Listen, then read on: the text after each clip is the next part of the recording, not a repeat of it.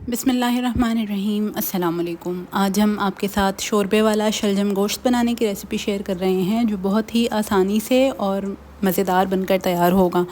इसको बनाने के लिए आपको अलग से मसाला बनाने की, प्याज निकाल के ग्राइंड करने की ज़रूरत नहीं है, बल्कि एक ही स्टेप करते हुए ये मज़ेदार सा शलजम गोश्त बनकर तैयार होगा जिसका टेस्ट इंतहाई मज़े का होगा।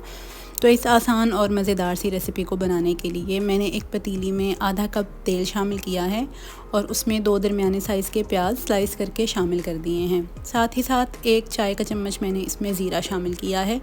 अब हमें इस प्याज को कलर के चेंज होने तक पकाना है, मतलब हमें इसको बहुत ज़्यादा गोल्डन ब्राउन नहीं करना, बस इसका कलर चेंज होना शुरू होगा, प्याज थोड़ी सी सॉफ्ट होगी तो फिर हम इसमें गोश्त शामिल कर देंगे।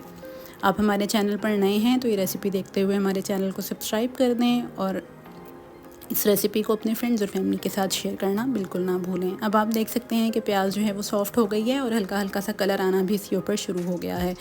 इस स्टेज पर मैंने इसमें गोश्त शामिल कर दिया है। ये तकरीबन आधा किलो गोश्त है मेरे पास बकरे का जो मैंने इसमें डाला है। इसको हमें 1 मिनट तक फ्राई करना है मीडियम लो हीट रखते हुए कि इसका थोड़ा सा जो कलर है वो चेंज हो जाए।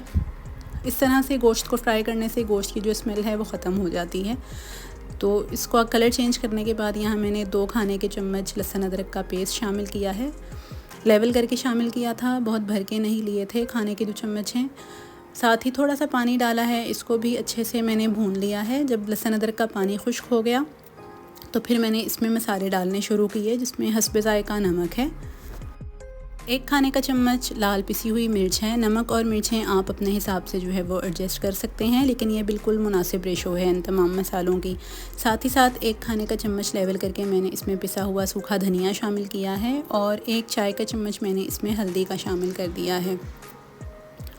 ये तमाम मसाले शामिल करने के बाद हम इसको अच्छे से एक दफ़ा मिक्स कर लेंगे। मीडियम लो हीट रखते हुए हमें ये मसाला अच्छे से भून लेना है।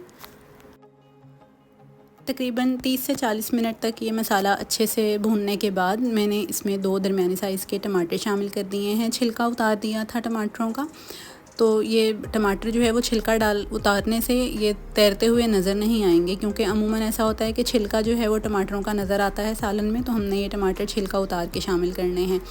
इसको एक दफ़ा मिक्स किया और फिर मैंने गोश्त गलाने का पानी इसमें शामिल कर दिया, तकरीबन 1.5 कप।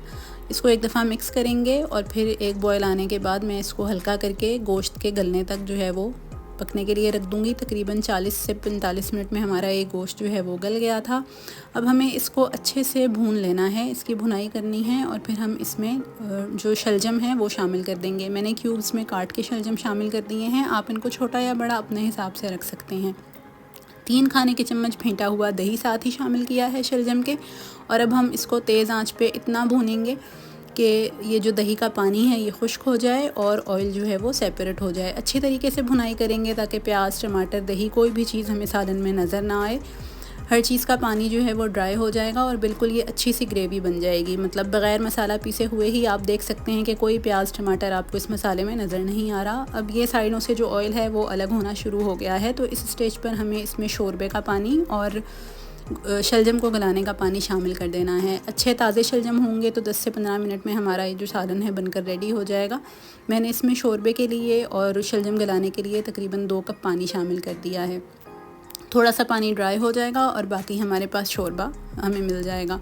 एक बॉयल आने के बाद मैंने चूल्हा हल्का किया और यहाँ इसमें 2 से 3 हरी मिर्चें शामिल कर दी हैं। साथ ही साथ ताज़ा कटा हुआ धनिया इसमें 2 से 3 खाने के चम्मच शामिल किए हैं। इसमें हरा धनिया बहुत अच्छा लगता है। अगर आप चाहें तो इस स्टेज पर 1 चाय का चम्मच काली मिर्च पिसी हुई इसमें शामिल कर सकते हैं। मैं कभी डाल देती हूँ और कभी स्किप कर देती हूँ, तो ये टोटली ऑप्शनल है अगर आप डालना चाहते हैं। तकरीबन 12 से 15 मिनट के बाद ये शलजम गल गए थे, गोश्त भी अच्छे से टेंडर हुआ है और जो हमारा सालन है ये बनकर बिल्कुल रेडी है। आप इसको चावलों के साथ भी सर्व कर सकते हैं और इवन ये शोरबे वाला जो शलजम गोश्त है ये रोटी के साथ भी बहुत ही मज़े का लगता है। हमारी आज की रेसिपी यकीनन आपको अच्छी लगी होगी। अपना फ़ीडबैक हमें ज़रूर दीजिएगा। अल्लाह ताला हमारे और आपके रेसिपी में बहुत ज़्यादा बरकतें, रहमतें अता फ़रमाए। मज़ीद नई रेसिपीज़ के साथ हाज़िर होंगे, तब तक के लिए इजाज़त दीजिए। अल्लाह हाफ़िज़।